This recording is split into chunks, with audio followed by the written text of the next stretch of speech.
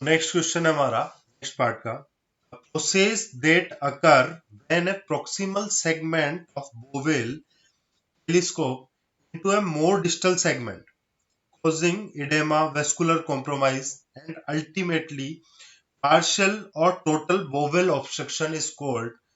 इसको हम बोलते हैं इंटरसेप्शन। देखो ये कहना क्या चाह रहा है कि जो प्रोक्सिमल सेगमेंट है बोवेल का वो डिस्टल सेगमेंट से कनेक्ट होता है, ठीक है, एक दूसरे में मतलब वो धस जाते हैं। उसकी वजह से क्या है, इडेमा की जैसी कंडीशन आएगी, वो दोनों एक दूसरे के चिपक जाएंगे तो वेस्कुलर कॉम्प्रोमाइज होंगे और ऑब्स्ट्रक्शन होगा बोवल का। वो पार्शियल भी हो सकता है या टोटली भी हो सकता है। तो उस कंडीशन को हम क्या बोलते हैं, उस पर्टिकुलर कंडीशन को हम बोलते हैं इंटरसेप्शन। नेक्स्ट पेप्टिक अल्सर क्या है? पेप्टिक अल्सर आपने सुना होगा, पेप्सिन से लिया हुआ है, मतलब ये डाइजेस्टिव अल्सर है। ये एच पाइलोराई बैक्टीरिया की वजह से होता है। क्वेश्चन पूछा जा सकता है पेप्टिक अल्सर के बारे में।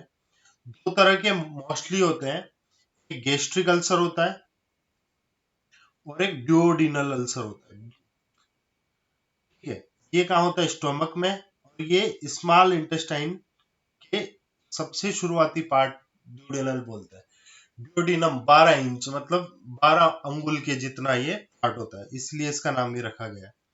अब एक वैसे तो बहुत गैस्ट्रिक अल्सर ड्यूडेनल अल्सर के क्वेश्चन पूछे जाते हैं। जो सबसे इंपॉर्टेंट क्वेश्चन जो इनमें डिफरेंस का पूछा जाता है वो ये होता है कि आफ्टर फूड आपको पेन में रिलीव मिल रहा है तो कौन सा अल्सर है, गैस्ट्रिक अल्सर है या ड्यूडेनल अल्सर।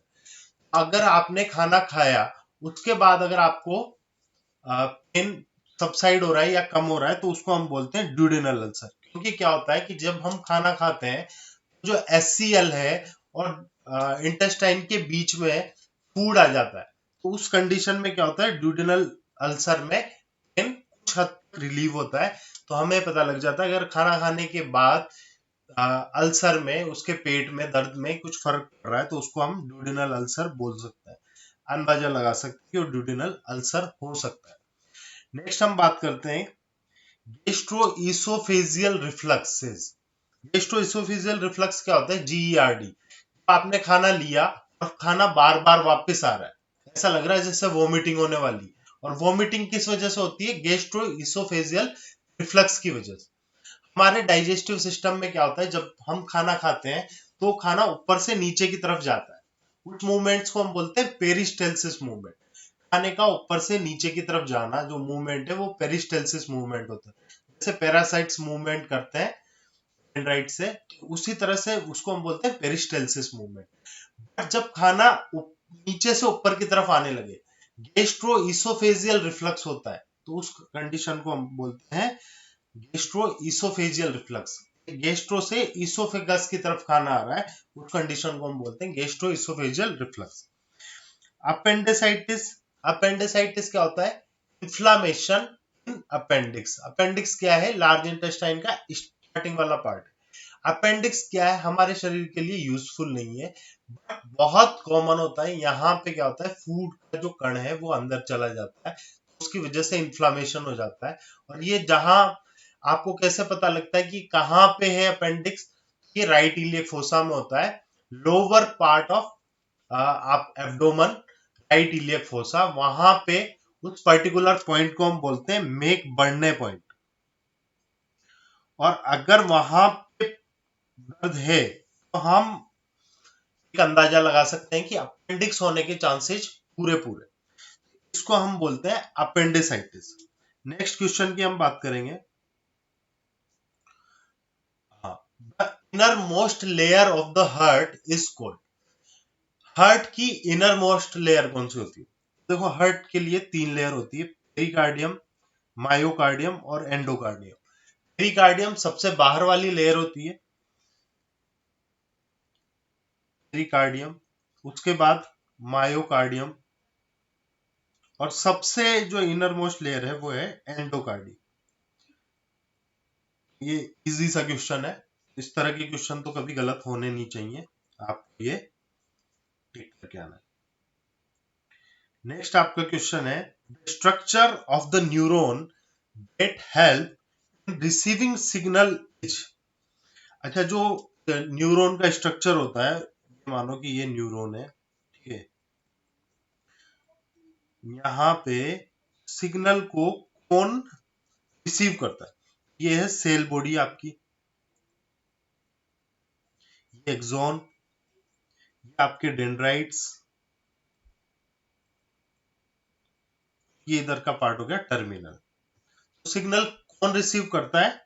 ये जो तंतु जैसे दिख रहे हैं ना आपको, फाइबर लाइक, ये होते हैं डेंड्राइट्स, और ये क्या करते हैं, जो भी इंफॉर्मेशन है, जो भी सिग्नल है, उसको रिसीव करने का काम करते हैं।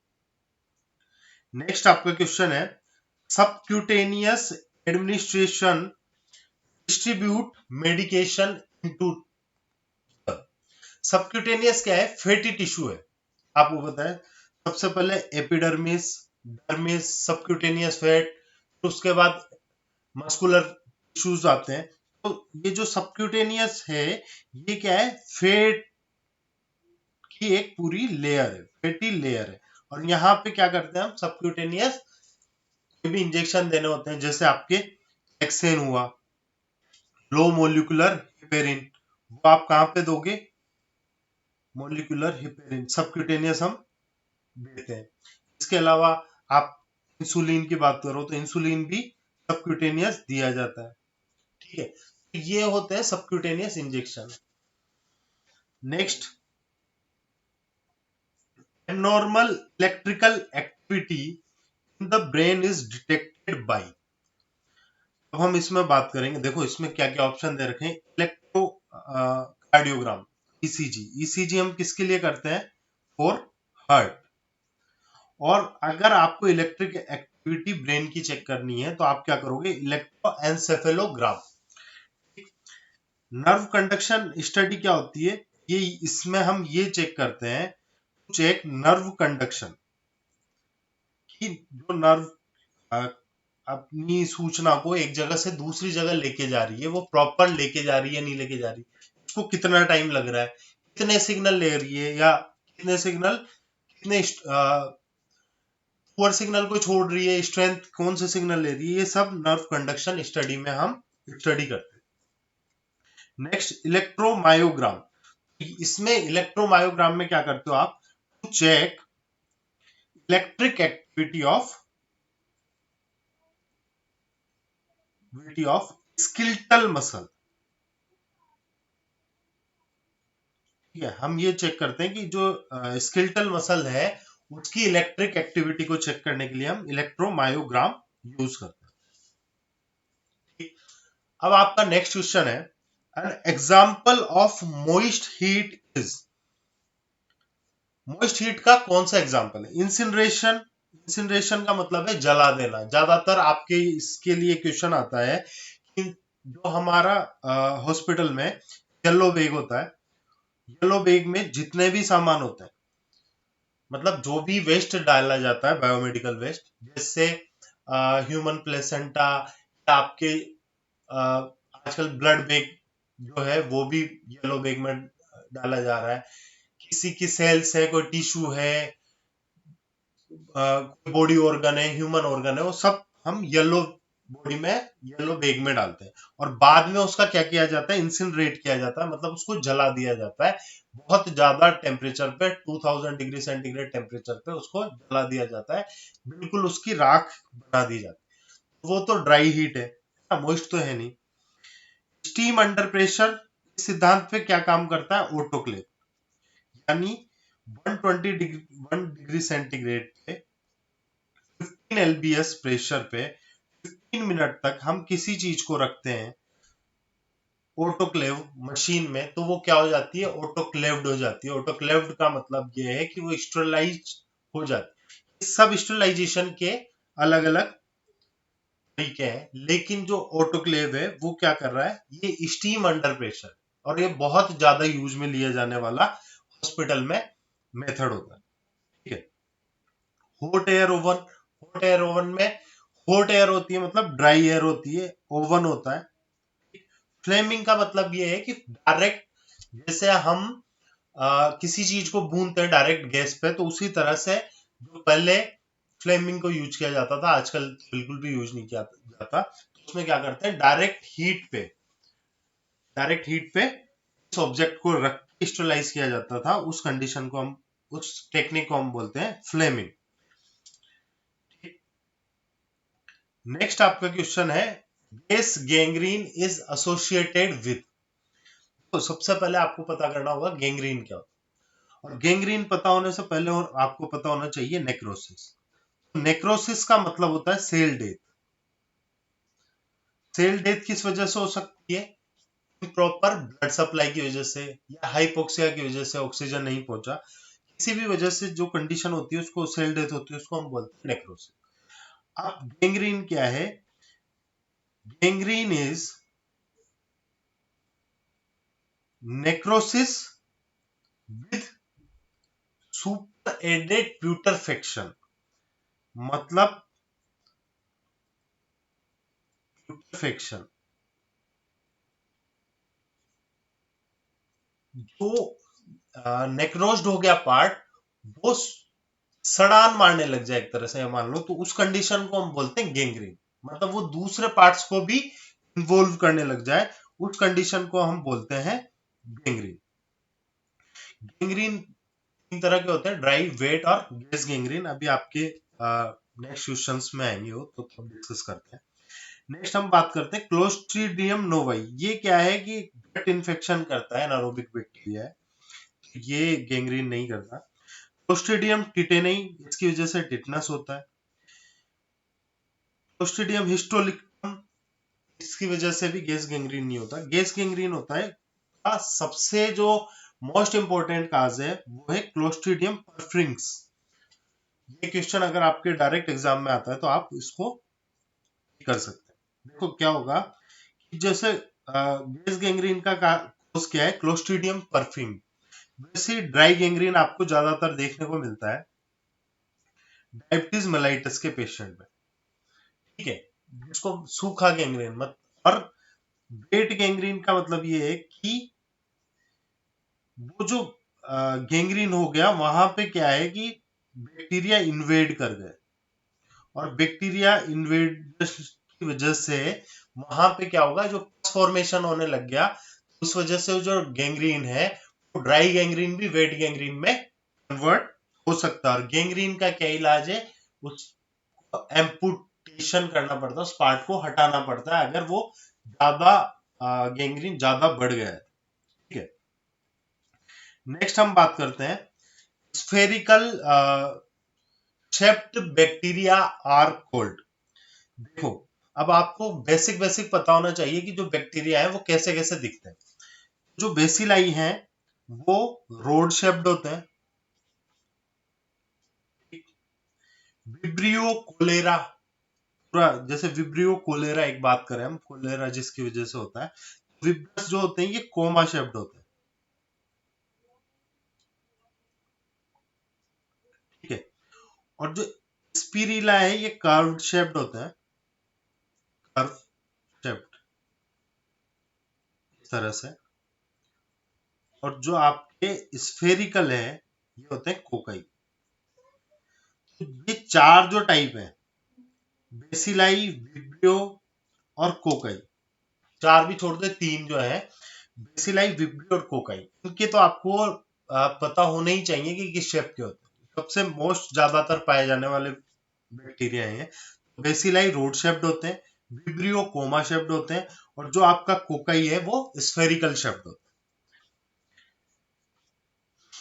Next question, paralysis of all the four extremities is called. मानो कि ये कोई पर्सन है, बहुत अच्छी ड्राइंग नहीं है मेरी, ठीक है। अब अगर इसके चारों के चारों एक्सट्रीमिटीज आपके इन्वॉल्व हो गए, इस कंडीशन को हम बोलते हैं, ये चारों के चारों एक्सट्रीमिटीज इन्वॉल्व हो गए, इसको हम बोलते हैं क्वाड्रीप्लेजिया। ठीक, अगर चारों के चारों एक्सट्रीमिटीज इन्वॉल्व हो गए। हेमीप्लेजिया का मतलब ये है कि जब उसके आधा पार्ट इन्वॉल्व हुआ तो उस कंडीशन को हम बोलते हैं हेमीप्लेजिया। ये हेमीप्लेजिया, ठीक है। नेक्स्ट मोनोप्लेजिया, कोई भी एक लिम्ब अगर अफेक्टेड हुआ, पैरालाइज्ड हुआ तो उसको हम बोलते हैं मोनोप्लेजिया। और नेक्स्ट पेराप्लेजिया, पेराप्लेजिया क्या है, ज्यादातर जो नीचे का पार्ट है, मतलब दोनों पैर हैं, ये क्या होते हैं, इफेक्टेड होते हैं पैरालिसिस तो से, इस कंडीशन को हम बोलते हैं पेराप्लेजिया। ठीक है, तो आपको ये ध्यान रखने की जरूरत है, अलग अलग तरह से पूछा जाता है, कभी क्वाड्रिप्लेजिया पूछा जाता है, कभी हेमीप्लेजिया पूछा जाता है, इसमें से क्वेश्चन बनने के बहुत चांसेस रहते हैं, आपको ये ध्यान देने की जरूरत। Next, current recommendation for first month immunization is between, देखो मम्स की इम्यूनाइजेशन किससे होती है, एमएमआर से, और एमएमआर की फर्स्ट डोज कब देते हैं हम, 12 से 15 मंथ पे, ये होती है इसकी फर्स्ट डोज। ठीक, और सेकेंड डोज कब देते हैं, ये देते हैं आपके 4 से 5 साल पे। तो आपको ध्यान रखना है, पूरा का पूरा इम्यूनाइजेशन अच्छे से लर्न होना चाहिए। इम्यूनाइजेशन में से क्वेश्चन आना ही आना है, एक भी आ सकता है, दो भी आ सकता है, तो इम्यूनाइजेशन तो आपको पूरा रटा होना चाहिए, उसमें कुछ समझना है भी नहीं, ये समझ लो। नेक्स्ट है stroke is also called, stroke है उसको हम क्या बोलते हैं, दूसरा वर्ड क्या है, स्ट्रोक का दूसरा वर्ड हम एक बोले तो इसको हम ब्रेन अटैक भी बोलते हैं। जैसे हार्ट अटैक होता है ना, वैसे अगर ब्रेन में अटैक आए तो उसको हम बोलते हैं स्ट्रोक। सबसे पहले एक एक करके बात करते हैं। सबसे पहले पेरिफेरल वेस्कुलर डिजीज क्या है, पेरिफेरल वेस्कुलर डिजीज है आपके accumulation of plaque in peripheral artery, मतलब लेग एंड आर्म आर्टरी, और वहां पे क्या होगा, ब्लड क्लॉट बन जाएगा, उस कंडीशन को हम बोलते हैं peripheral vascular disease. Peripheral vessels में कहीं पे भी अगर ब्लड क्लॉटिंग है या वेस्कुलर डिजीज हो रही है, क्लॉटिंग हो रही है, तो उस कंडीशन को मेनली क्या होता है, ब्लड क्लॉटिंग नहीं, आग बन जाता है, मतलब आग जैसे कोलेस्ट्रॉल वगैरह जम जाते हैं, उस कंडीशन को हम बोलते हैं peripheral vascular disease. Myocardial infection का दूसरा नाम है आपका हार्ट अटैक। ये जो वर्ड है इन्फाक्शन, इन्फाक्शन का मतलब क्या है, इन्फेक्शन नहीं है, ये इन्फाक्शन है। इन्फाक्शन क्या होता है, tissue death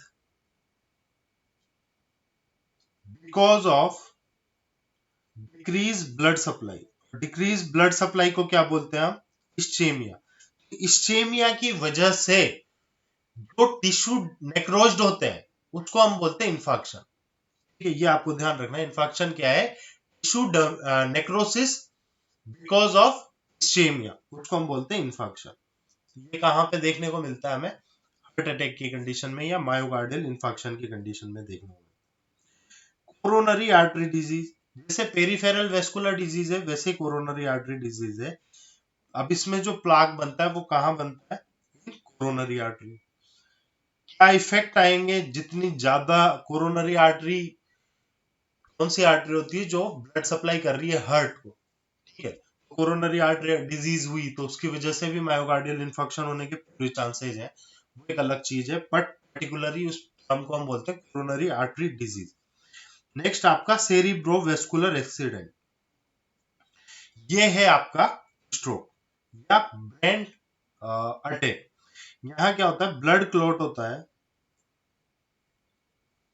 and broken tissue है, वेसल्स है इन ब्रेन, इसको हम बोलते हैं सेरिब्रोवेस्कुलर एक्सीडेंट। नेक्स्ट आपका क्वेश्चन है, नेजली नेजली एडमिनिस्टर्ड मेडिकेशन आर टिपिकली, अगर आपको नाक में दवाई डालनी है तो दवाई किस तरह की होनी चाहिए, क्रश, टेबलेट को क्रश करके डालेंगे, कैप्सूल को ओपन करके डालेंगे, लिक्विड फॉर्म में डालते हैं, लिक्विड फॉर्म में तो डालते हैं बट वो फॉर्म जो होती है वो होती है ड्रॉप। इसका सही आंसर है ड्रॉप। देखो अब इसमें आप एक चीज और देखते हैं, इंस्टिलेशन, इसको हम बोलते हैं जब ड्रॉप ड्रॉप करके बॉडी कैविटी में जो दवाई डाली जाती है, लिक्विड और ड्रॉप इनटू बॉडी कैविटी। जैसे अगर आपको बॉडी कैविटी क्या हुई, जैसे नाक हुई, कान हुए, या आपके आंखें हुई, इनमें जो हम ड्रॉप्स डालते हैं, ड्रॉप ड्रॉप करके दवाई डालते हैं, उसको हमको बोलते हैं इंस्टिलेशन। ठीक है। इसी तरह से इंसफलेशन, इंसफलेशन एक और टर्म है। अगर आप इंस्टिलेशन में तो ड्रॉप्स डालते हैं, और जब हम पाउडर डालते हैं बॉडी कैविटी, उस पर्टिकुलर टर्म को हम बोलते हैं इंसफलेशन। तो अलग अलग टर्म्स भी आपसे पूछी जाती है, जिस तरह से क्वेश्चन आ रहे हैं उसी तरह से हम चीजों को डिस्कस कर रहे हैं। नेक्स्ट है आपका bacteria which derive their energy from sunlight is called. तो देखो ये होते हैं फोटोट्रॉप्स, जो सनलाइट से अपनी एनर्जी लेते हैं। फोटोट्रॉप्स का मतलब ये है make their own energy into, make their own energy from their self, themselves, वो खुद अपनी एनर्जी खुद बनाते हैं। ठीक है। Make their own food from raw material, उसको बोलते हैं हम ऑटोट्रॉफ्स, जैसे प्लांट्स हो गए। ठीक है। Next chemotrophs, obtain energy from oxidation of food. हम खाना खा रहे हैं और खाना खाने के बाद जो ऑक्सीडेशन हुआ, जो एनर्जी बनी फूड से, उससे जो एनर्जी ले लेते हैं, बैक्टीरिया का एक टाइप, वो है कीमोट्रॉफ्स। जो खुद खुद का खाना बना के खुद खाते हैं, उनको बोलते हैं, रॉ मटेरियल तो चाहिए, उसको बोलते हैं ऑटोट्रॉफ्स। और हेटेरोट्रॉफ्स क्या होते हैं, depend upon other source for their food, जो किसी दूसरे पे डिपेंड करते हैं। ठीक है। उसको हम बोलते हैं हिट्रोट्रॉफ। जैसे आप हमारी बात करो, हम क्या है, जैसे लोग क्या करते हैं, प्लांट्स से हम फूड ले रहे हैं, डायरेक्ट खुद बना नहीं पा रहे, या एनिमल फूड यूज कर रहे हैं, हम भी अगर बैक्टीरिया की कंडीशन में देखा जाए, हम भी हिट्रोट्रॉफ है। नेक्स्ट हम बात करते हैं, नेक्स्ट क्वेश्चन है, infection of the bone is cold.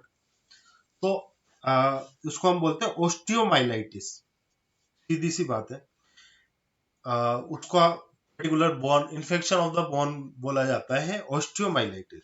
Osteo arthritis क्या है, डीजनरेशन ऑफ कार्टिलेज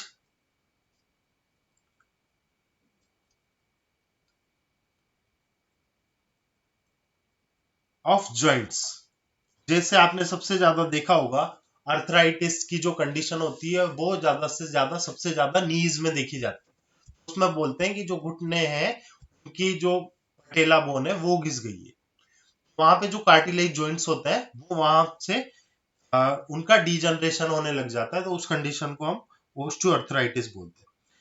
जैसे नेक्स्ट टर्म दिया आपके, ओस्टियोमाइलाइटिस मतलब इन्फेक्शन ऑफ बोन।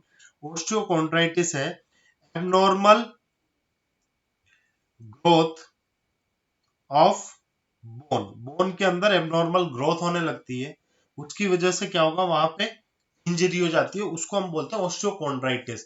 मतलब जो बोन है उसके अंदर से क्या निकलने लग जाते हैं, इस तरह से नए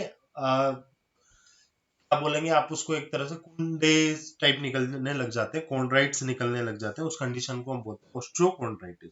ओस्टियोपोरोसिस क्या है, ओस्टियोपोरोसिस का मतलब ये है कि जो बोन है उसके अंदर बोन्स पोर बन जाते हैं, मतलब छेद छेद हो जाते हैं बिल्कुल।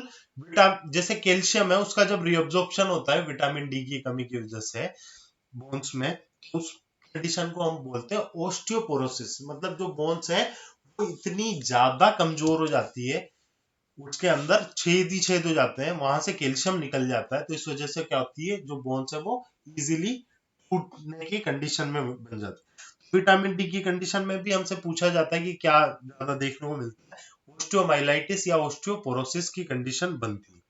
ठीक है, यहाँ पे क्या होता है, ऑस्टियोमाइलाइटिस की कंडीशन में जो बोन है वो इजीली फ्लेक्सिबल हो जाती है इन्फेक्शन की वजह से, वहां उसके टूटने के चांसेस बढ़ जाते हैं। और ऑस्टियोपोरोसिस की वजह से, ऑस्टियोपोरोसिस में क्या होता है, बोन कमजोर हो जाती है, इस वजह से वहां पे भी टूटने के चांसेस पूरे पूरे बन जाते हैं। नेक्स्ट आपका क्वेश्चन है, lumbar puncture a spinal needle is inserted into the subarachnoid space between level. किस लेवल पे आप लंबर पंक्चर पे स्पाइनल नीडल को डालते हो? L3 L4 या L4 L5, ये दो कंडीशन है। यहाँ पे हम क्या करते हैं, स्पाइनल नीडल को इंसर्ट करते हैं। कौन से प्रोसीजर में? लंबर पंक्चर में। बहुत बार क्वेश्चन पूछा जाता है। ठीक है, अब आप इसमें किस तरह की पोजीशन दोगे पेशेंट को अगर आपको लंबर पंक्चर करना है तो किस तरह की पोजीशन देंगे लंबर पंक्चर में? सी शेप या कर्व शेप पोजीशन देते हैं, है ना। पेशेंट को या तो आप बिठाओगे और इस तरह से आगे फॉरवर्ड करोगे तो सी शेप पोजीशन बन जाएगी। L3 L4 या L5 पे आप उसको इजीली डिटेक्ट करके वहां से सैंपल को निकाल सकते हैं। अगर पेशेंट लेटा हुआ है तो उसको लेटरल रिकम्बेंट पोजीशन देंगे और वहां पे भी हम क्या करेंगे, पेशेंट का शेप इस तरह से बनाएंगे ताकि जो लंबर रीजन है वो हमें इजीली एक्सपोज हो सके, हमारे हम अच्छे से देख सकें और वहां पे हम लंबर पंक्चर कर सकें। लंबर पंक्चर करने के लिए हम इस तरह की लेटरल रिकम्बेंट पोजीशन देंगे। और लंबर पंक्चर करने के बाद किस तरह की पोजीशन दोगे, कौन सी पोजीशन दोगे? सुपाइन पोजीशन देंगे, क्योंकि उस जो प्रेशर है लंबर पे, जो प्रेशर हमने लंबर पंक्चर करा है तो उसको प्रेशर बनाए रखने के लिए हम उसको पेशेंट को सीधा लेटाएं ताकि वहां से कुछ भी वहां से ब्लड या बस या कुछ भी एक्सक्रिएट नहीं हो और प्रेशर प्रॉपर बना रहे, कोई आगे कोई दिक्कत नहीं हो। तो इसके लिए हमें कौन सी पोजीशन देनी पड़ती है, वो है सुपाइन पोजीशन। ये क्वेश्चन भी आपके बहुत बार पूछा गया। नेक्स्ट क्वेश्चन है, burning of coal oil and other fuel in house and in factory is called. देखो, इसको हम बोलते हैं कंबशन। हमें वैसे नॉर्मली नहीं पता होता है, हमारे मतलब का नहीं है, लेकिन ये तीनों वर्ड आपने सुने होंगे, कन्वेक्शन, रेडिएशन और कंडक्शन। ये क्या है? थर्मोलाइसिस की टर्म्स है। क्या होता है हमारे बॉडी में जब हम फीवर पड़ते हैं तो हमने दो चीजें पढ़ी है, थर्मोजेनेसिस और थर्मोलाइसिस। हमारे बॉडी में क्या होता है, हाइपोथैलेमस होता है, सेट पॉइंट होता है, वो क्या करता है, हमारे बॉडी के टेम्परेचर को मेंटेन रखता है। तो वो दो तरह से होता है, एक तो टेम्परेचर बढ़ता है, बनता है, उसको हम बोलते हैं थर्मोजेनेसिस, और एक टेम्परेचर टूटता है या कम होता है, उस कंडीशन को हम बोलते हैं थर्मोलाइसिस। तो ये जो टर्म्स हैं ये थर्मोलाइसिस की है। थर्मोलाइसिस किस किस तरह से होता है हमारे बॉडी में? कंडक्शन से होता है। कंडक्शन का मतलब ये होता है कि जब एक बॉडी पार्ट किसी सरफेस, किसी ऑब्जेक्ट के डायरेक्ट कांटेक्ट में आता है उसको हम कंडक्शन बोलते हैं। जैसे हम कोई सिकाई कर रहे हैं, गर्म सिकाई, ठंडी सिकाई, ठीक है, तो वो क्या होगा कि ऑब्जेक्ट हमारे डायरेक्ट कांटेक्ट में आता है, तो उस कंडीशन को हम बोलते हैं कंडक्शन। नेक्स्ट टर्म की हम बात करते हैं convection.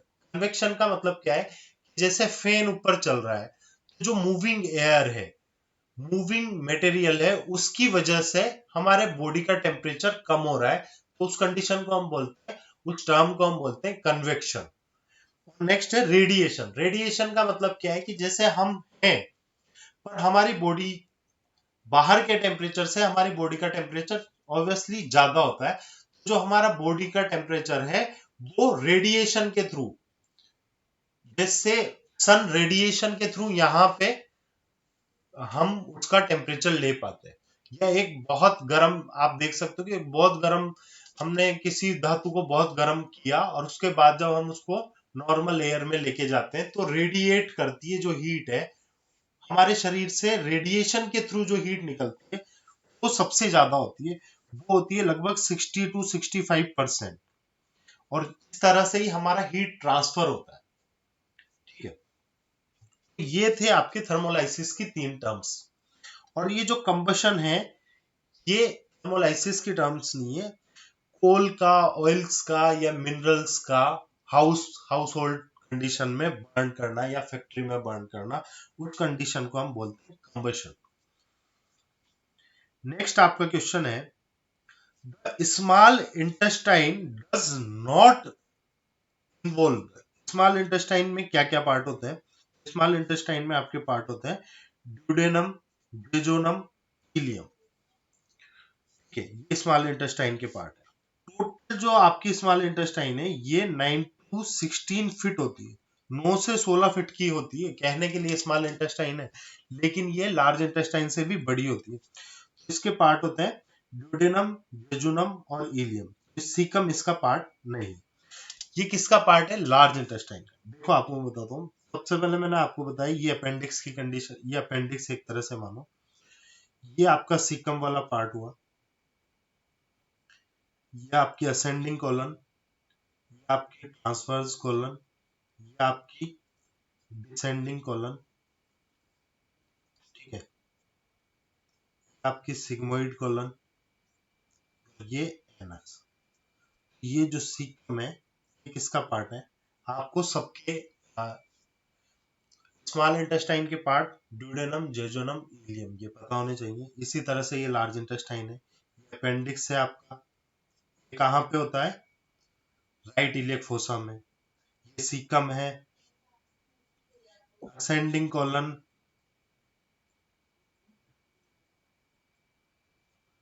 Transverse colon,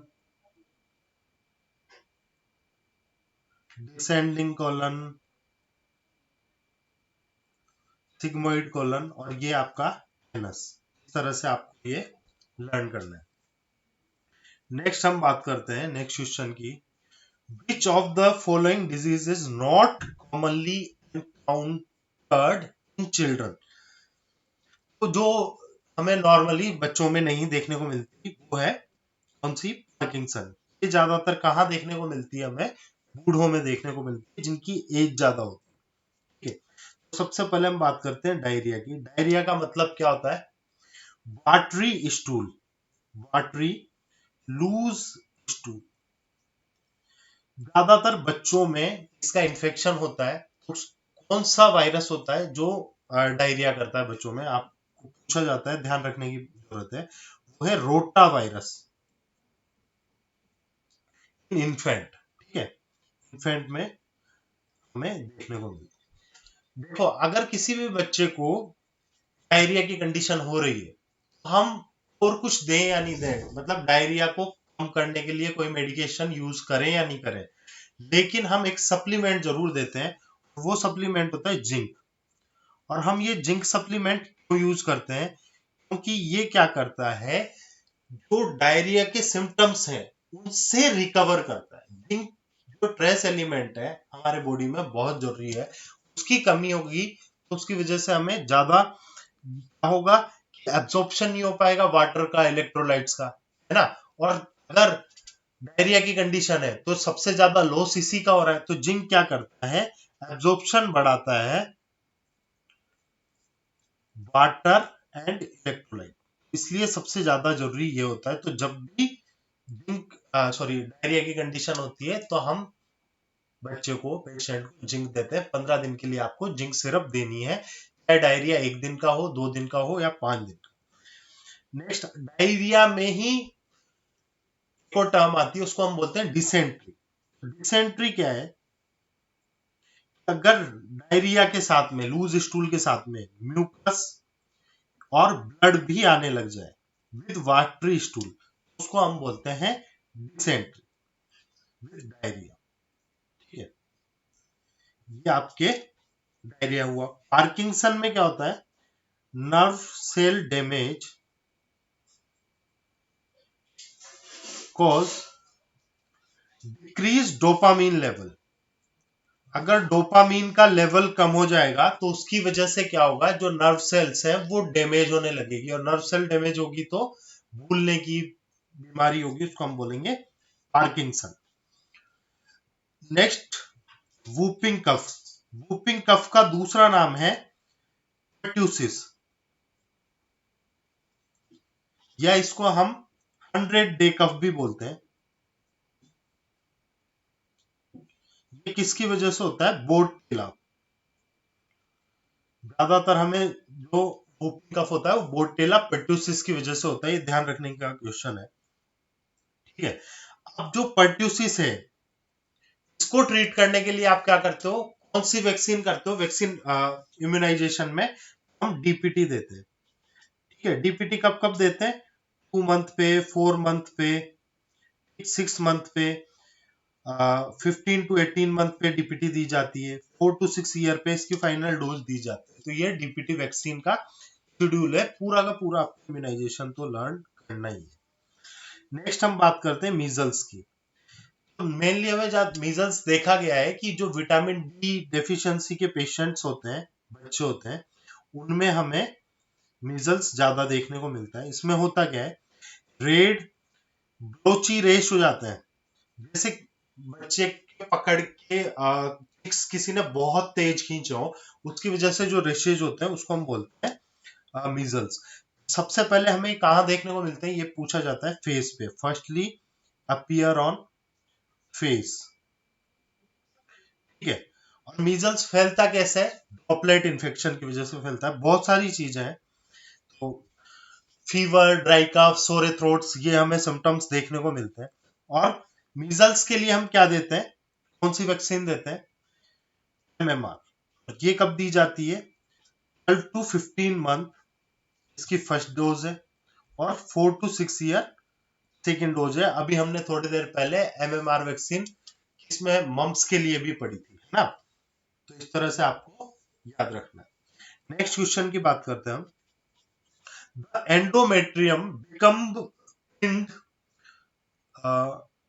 and more vascular and glandular during the, कौन कौन सी फेज होती है? अब मेंस्ट्रुअल साइकिल की फेज होती है।